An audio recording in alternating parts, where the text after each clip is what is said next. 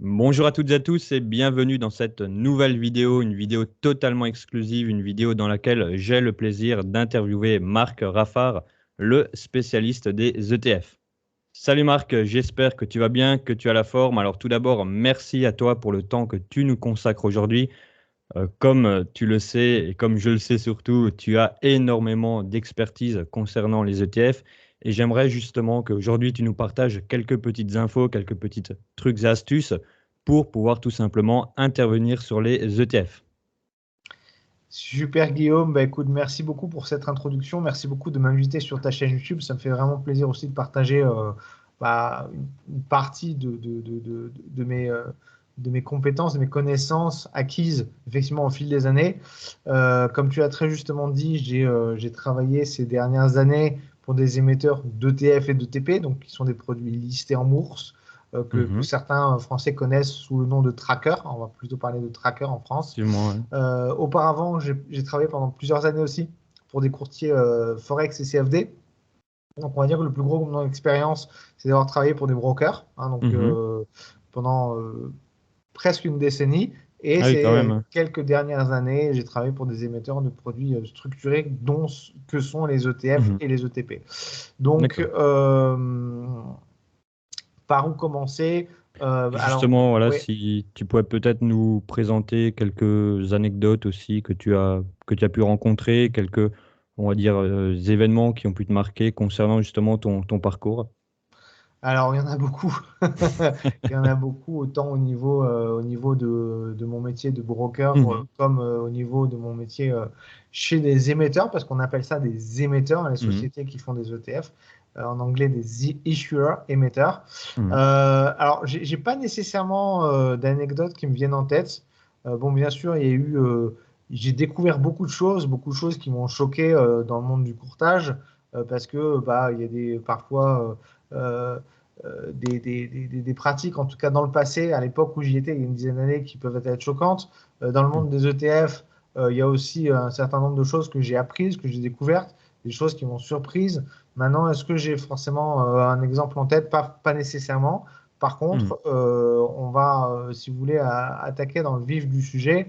C'est-à-dire que donc les ETF, c'est des produits qui sont arrivés en Europe il y a peut-être une quinzaine d'années seulement, qui se Mhm. démocratisent de plus en plus. Pourquoi ça se démocratise de plus en plus? Parce que ce sont des outils, et ça, je pense que c'est ça qui va intéresser le plus tes auditeurs, c'est que c'est des outils qui permettent de se diversifier. À la base, Mhm. les ETF, c'est des produits de diversification qui permettent de facilement se diversifier et à moindre frais. Parce que Mhm. avant l'arrivée des ETF, il y avait des outils de diversification, c'était des fonds comme les SICAV ou les OPCVM, Mhm. c'était Effectivement, ouais. des fonds de commun placement, c'était des fonds mais qui intégraient des frais d'entrée, des frais de gestion, des frais de sortie parfois, Mhm. des frais de performance. Donc beaucoup de frais en fait qui venaient finalement amputer la performance. Mhm. Alors que finalement au fil du temps, on s'est rendu compte que les indices majeurs, donc le CAC, le DAX, le S&P 500, finalement les gérants de tous ces fonds, SICAV, etc., avaient beaucoup de mal à surperformer les indices de référence. Donc, Ouais. au fil du Mhm. temps, les investisseurs se sont dit pourquoi j'ai payé des frais importants à un gérant de fonds qui finalement ne va pas faire mieux que le CAC 40, autant directement investir sur le CAC 40, je donne un Mhm. exemple hein, pour les Ouais. Français, avec des frais très très très bas. Et c'est là où les ETF se sont positionnés en force dans le monde des marchés de capitaux, puisqu'ils ont permis d'arriver avec des frais qui sont très très bas. Aujourd'hui, Mhm. il y a des ETF à 10 points de base, donc c'est-à-dire 0,10%, 20 points de base, 30 points de base. Les ETF un petit peu plus spécialisés vont être à 60-70 points de base, mais ça reste quand même très très peu cher par rapport à ce qui existait avant. Donc ils sont arrivés, ils se sont imposés en masse et donc comme des outils de diversification. En Mhm. premier lieu, c'était d'abord des produits, c'est pour ça d'ailleurs qu'on appelle ça des trackers, comme je disais ça tout à l'heure, parce qu'en Pour premier lieu, traquer. c'était exactement, c'était des Mhm. produits qui traquaient les indices de référence, donc le Mhm. CAC, le DAX, etc. Ensuite, il y a des produits qui sont arrivés, qui sont devenus un petit peu plus complexes, sophistiqués. Donc, il y a Mhm. d'abord eu des ETF sectoriels, donc sur des Ouais. secteurs d'activité. Là, depuis quelques années, qui sont très à la mode, c'est les ETF thématiques. Alors, les secteurs, Par exemple, on va voir le secteur de l'automobile, le secteur agroalimentaire. Donc, c'est des secteurs d'activité. Les thématiques, c'est un peu différent puisqu'on va parler de thèmes. Par exemple, véhicules électriques. Donc, on n'est plus dans l'automobile, on est dans le véhicule électrique et tout ce qui gravite autour du véhicule Ouais. électrique. Ouais, Donc, je vois le principe, ouais, c'est voilà. vraiment amené à C'est évoluer. donc c'est Mhm. un thème bien précis, parce qu'on ne va pas Ouais. investir que dans le secteur automobile, on va investir dans tout ce qui gravite autour de, autant les bornes de stations de recharge, autant les batteries, Mhm. autant tout ce qui gravite autour d'un thème. Un autre thème, ça peut être l'eau, par exemple. Donc on va investir sur l'eau. Alors je sais que c'est un Mhm. sujet qui a fait beaucoup parler cet été, hein, parce que C'est vrai. on a eu des pénuries, des sécheresses, etc. Mhm. Mais il y a des ETF, hein, c'est l'ETF Lixor Water, qui permet d'investir sur l'eau. Donc l'eau, Mhm. bah, toutes les entreprises qui gravitent autour de ce thème de l'eau. Mhm. Des thèmes qui sont très connus aussi, c'est les thèmes socialement responsables. Donc bon, Mhm. en gros, vous avez des ETF thématiques. Encore plus récemment sont arrivés des ETF. Alors là, on les appelle plus des ETF parce que c'est des produits qui traquent qu'une seule valeur et pas plusieurs, Mhm. qui vont être à levier, donc avec un facteur de levier à la hausse, un facteur de levier à la baisse, qui vont traquer des indices, des commodities, enfin des matières premières, Mhm. des métaux, des actions, etc. etc. Donc, en fait, on a tout un panel aujourd'hui de produits qui vont répondre en fait, à plusieurs besoins. Donc, évidemment, les produits à levier qui vont convenir plus aux traders, aux day traders, les Mhm. produits de diversification comme le TF S&P 500 ou DAX, autres qui vont convenir à ceux finalement qui ont pas nécessairement d'idées d'investissement, mais qui veulent se positionner sur du long terme en étant bien diversifiés. Mhm. Et après, les thématiques pour ceux qui ont des convictions voilà, bien arrêtées. Voilà, par exemple, moi je pense que l'eau, c'est un secteur, voilà, ou l'hydrogène, ou voilà, ceux qui ont une conviction arrêtée sur un principe, Mhm. sur un sujet bien précis, vont pouvoir aussi utiliser ces produits pour investir à travers ces produits. Et après ça, alors on va pas trop complexifier les choses non plus, le but c'est quand même d'expliquer sans trop complexifier les choses. Et après, on a aussi des produits, finalement, deux grandes catégories, donc ceux qui sont les ETF à réplication physique, ceux qui sont les réplications synthétiques. Je ne vais Mhm. pas trop rentrer dans les détails sur la différence, disons que l'un détient réellement les actions, l'autre utilise des produits dérivés pour répliquer la performance. Je ne vais pas rentrer plus dans les détails que ça. En tout cas, aujourd'hui, ça pourrait être le sujet d'un prochain webinaire. Mhm. Ensuite, d'une prochaine vidéo. Ensuite, il y a ceux qui distribuent des dividendes et ceux qui réinvestissent les dividendes. Mhm. Pareil, il y en a pour tous les choix, pour tous les goûts. Il y a plein de choix pour tous les goûts. Et finalement, un avantage qu'oublient très souvent les investisseurs, parce que c'est vrai qu'avec l'arrivée de nouvelles innovations, comme par exemple les actions fractionnées, il y a des gens qui se Mhm. disent, bah, puisque je peux acheter 1 ou 2 euros d'une action, pourquoi ne pas faire moi-même le CAC 40 en achetant les 40 actions, du CAC 40 ou autre, ou un autre Mhm. indice, etc., ou les 30 actions du Dow Jones. Là, en fait, quel est l'avantage de l'ETF? Déjà, la composition d'un indice change souvent, donc il faut quand même être au fait, Mhm. changer. Le poids de chaque action dans l'indice change aussi, Aussi. donc il faut être au Ouais. fait. Donc, si vous le faites vous-même, enfin si vous faites si vous achetez un ETF, vous n'avez pas à vous soucier de tout ça, c'est le gérant de Mhm. l'ETF qui gère tout ça. Si vous le faites vous-même, il faut quand même se tenir au courant, suivre, Se tenir etc. informé, ouais. Et Mhm. après aussi la pondération, parce que finalement, si vous avez un portefeuille où on dit que l'action, allez, Air Liquide, je prends un exemple, hein, peu importe, Air Liquide va faire 10% de votre portefeuille, bon, bah, Mhm. si l'action Air Liquide elle fait plus 15%, il va falloir rééquilibrer votre portefeuille pour pas que le poids, avec les profits que vous avez réalisés, Mhm. le poids de Il l'action Air Liquide dépasse le. Ouais. dépasse. Donc, il faut faire ce qu'on appelle un rebalancing, un rééquilibrage. Donc, ça, ça peut être un peu technique à faire quand on a un investisseur particulier, qu'on n'a pas Mhm. forcément beaucoup de temps à gérer à cette activité, alors que quand on prend un ETF, le rééquilibrage, il est fait, alors ça dépend, parfois chaque jour, parfois chaque semaine, parfois chaque mois ou chaque trimestre ou chaque année, Mhm. ça dépend des conditions de chaque des émetteurs, mais voilà, ça c'est Mhm. un gros gain de temps en fait finalement, les ETF. Donc coût bas, diversification, gain de temps, parce qu'on a un produit Ouais. voilà, dont on n'a pas besoin vraiment de s'occuper une fois qu'on l'a acheté. Et une gestion simplifiée, indirectement. Ouais. Exactement, exactement. Et d'ailleurs, Marc, tu nous parlais sur le fait qu'il y a plusieurs classes d'ETF, plusieurs thématiques, plusieurs secteurs. Est-ce que tu aurais un site à recommander pour avoir, on va dire, une vue globale sur les différents ETF, sur les différents secteurs? Déjà, j'ai oublié de le dire, mais moi, je suis responsable éditorial du site Café de la Bourse. Donc, Mhm. on écrit beaucoup d'articles. Moi, notamment moi, j'écris beaucoup d'articles sur les ETF. Donc, si vous voulez aller voir le site, Je mettrai le lien sous la vous- vidéo. merci, vous serez toujours le bienvenu. Sinon, en France, on avait ETF 360 avant, qui était vraiment un Mhm. site qui regroupait tous les ETF. Malheureusement, ce site a disparu. Ah, ah. Donc, en français, on n'a pas grand-chose. On a le Mhm. site Just ETF. Je te donnerai le lien après. Ouais, qui est très intéressant d'ailleurs, tu m'en avais parlé, et puis c'est Bah, vrai qui est en que... français maintenant. Tiens, il est en Ouais, français maintenant. il est en Alors, français, ouais. c'est nouveau parce qu'avant, il n'était pas en français. Maintenant, il est en français. Donc, vous avez un sélecteur d'ETF.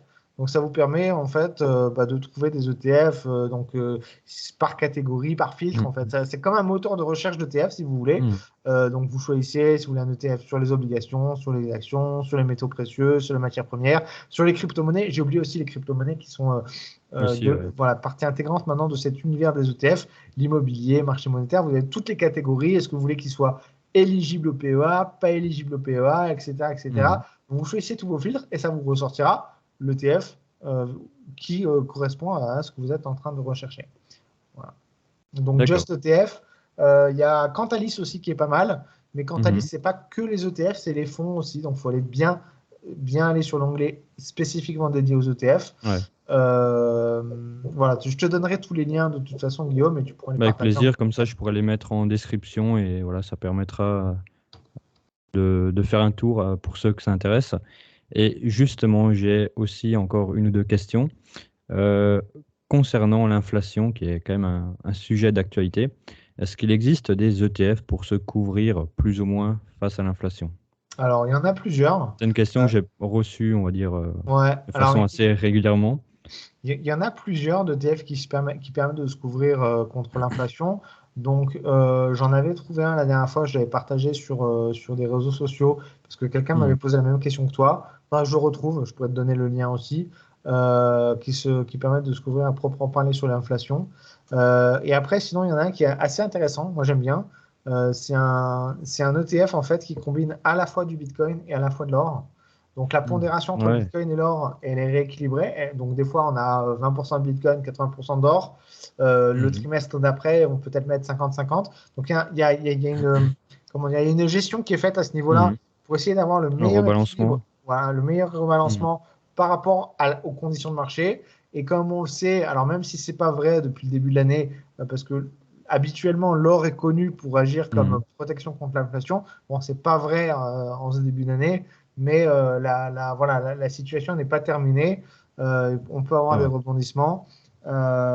Voilà, donc un outil que je trouve particulièrement intéressant. Je te partagerai le lien aussi si tu veux Avec plaisir, ouais. de cet outil qui combine les deux en fait, Mhm. or et or et euh, or et Bitcoin pour ceux qui veulent ce genre de choses.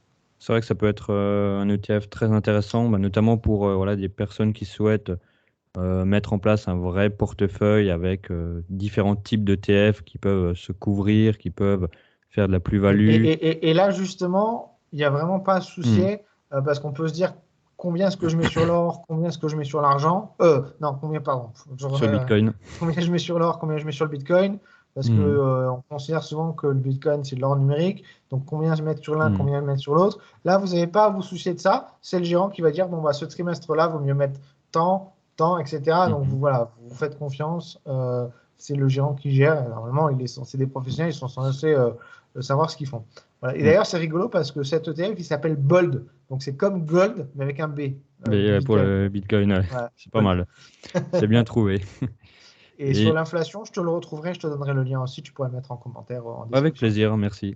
Et j'aurais encore une dernière question. Bien sûr. C'est une question qui m'a été posée aussi à plusieurs reprises. Est-ce qu'il est possible de préparer sa retraite via les ETF? Est-ce qu'il y a des ETF en particulier pour préparer sa retraite ou est-ce que, voilà, comment toi tu vois la chose par Alors, rapport à ça? je pense pas qu'il y ait des ETF à proprement parler pour Hmm. préparer qui sont conçus pour préparer sa retraite. Par contre, une chose qui est vraie, c'est que les ETF sont des produits diversifiés et des produits qui se parfaitent, qui se qui fonctionnent très bien, enfin qui sont Ouais. conçus pour l'investissement long terme. Et Mhm. s'il est vrai que bon, bah, vous souhaitez préparer votre retraite, les ETF seront tout à fait adaptés. Il faut savoir que le facteur temps dans l'investissement est très important. C'est un facteur qui va qui va augmenter les probabilités de gain en votre faveur. Faut savoir que les gens ils vont très souvent regarder les marchés en étudiant les paramètres, soit analyse technique, soit paramètres fondamentaux, soit paramètres structurels du marché, soit les paramètres macroéconomiques, écologiques aussi, ou politiques. Donc là, en ce moment, c'est vrai qu'on est en plein dedans, on est en guerre, en problème le contexte est compliqué. Voilà, on est dans un contexte où finalement, on est vraiment très omnubilé par le contexte. Donc nos choix, ils vont être très influencés pour la plupart du temps par le contexte, et c'est normal, il ne faut pas non plus ignorer le contexte, mais il ne faut pas oublier le facteur temps, c'est-à-dire que la guerre en Ukraine, tout ça, etc., si ça se trouve, dans 25 ans, on n'en parlera plus. Enfin, j'espère en tout cas. J'espère. Et ce facteur temps, il est très important. Et donc, si vous voulez préparer votre retraite, effectivement, il faut commencer à le faire le plus tôt possible, parce que plus vous commencez tôt, plus vous augmentez vos probabilités de gagner et plus l'intérêt composé est en jeu grand. également. Et les ETF sont les outils qui conviennent le mieux à ce type de stratégie. On pourrait regarder d'autres produits dérivés, mais voilà, qui ne sont pas adaptés. Ceux-là, en tout cas, les ETF sont adaptés à la mise en place de ce genre de stratégie. Mais effectivement, il faut toujours faire le calcul entre le temps passé à la gestion, le risque, le potentiel également. Comme tu dis, il peut y avoir des éléments qui sont négatifs actuellement, mais qui deviendront positifs avec le temps. Et c'est vrai que c'est vraiment un calcul à faire et les ETF restent une très bonne solution. Exactement. Effectivement. Exactement. Okay. Et après, je pense que tu es là aussi, toi, pour guider tes auditeurs à bien gérer correctement, prendre les bonnes décisions. Oui. Bah, disons que je ne fais pas encore de conseils d'investissement, pas du conseil, mais du coaching. Voilà, je partage des connaissances, de l'expérience également. Et d'ailleurs, pour ceux qui seraient intéressés, vous pouvez également aller voir le site de Marc Raffard. Alors, il y a Scout en bourse. Je vous mettrai le lien en description. Et il y en a un deuxième. Est-ce que tu peux nous rappeler le nom? Alors, My Trading Forex, mais par contre, ce qu'il faut savoir, c'est que My Trading Forex, en fait, est voué à disparaître très prochainement. Donc ça, c'est un peu voilà, c'est un blog que je gère depuis plus d'une dizaine d'années. Je crois que ça fait 12 ans que je gère ce blog. Il a fait son temps, j'ai envie de dire. Comme toute chose, toute bonne chose a une fin.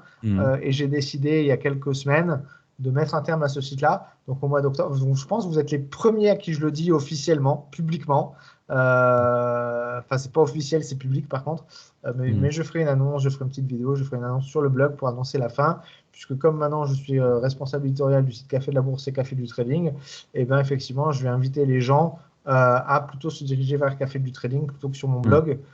Puisque mon blog, pour moi, je considère qu'il n'a plus vocation à exister. Je préfère fédérer, voilà, que les gens parce qu'ils auront beaucoup plus de contenu sur Café de la Bourse que sur mon blog. Et tout ce que je publie, moi, de toute façon, tout ce que j'écris aujourd'hui, c'est pour Café de la Bourse. Donc voilà, je centralise. D'accord, bah, je mettrai du coup le lien vers Café de la Bourse, qui est un site voilà, vraiment très intéressant. Voilà. Café de la Bourse, Café du Trading, qui sont vraiment deux sites très intéressants où voilà, on retrouve énormément d'informations. Moi-même, j'y vais régulièrement quand j'ai besoin d'une information à gauche, à droite.